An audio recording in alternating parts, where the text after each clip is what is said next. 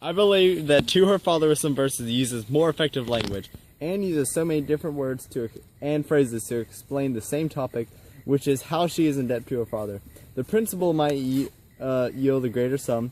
My stock is so small I will not know how to pay, and yet paying is not paid until I die, are all quotes that explain how she is in massive debt, that she will almost likely die before she pays. I believe that To Her Father with Some Verses is more powerful than On Being Brought from Africa to America. Again, Anne's word choices express the emotion that she put into the passage. The quote, "If worth in me or aught I do appear, who can write the better demand of the same than may worthy self from him it came," shows Anne is trying to explain how self-worth is seen from oneself. I broke it. Bug.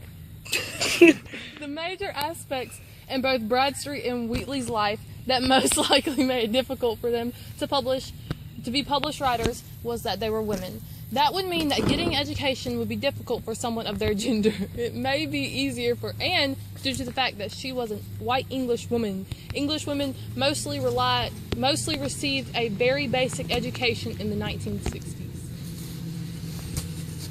But for someone like Wheatley,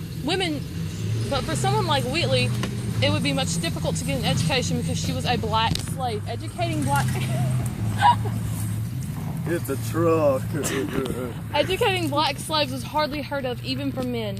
Another major aspect that would have prohibited them from becoming published writers is that there had never been women published writers before. Women were considered lower than men, and the only opportunities given to them were to be homemakers. So it definitely raised some controversy when they were published.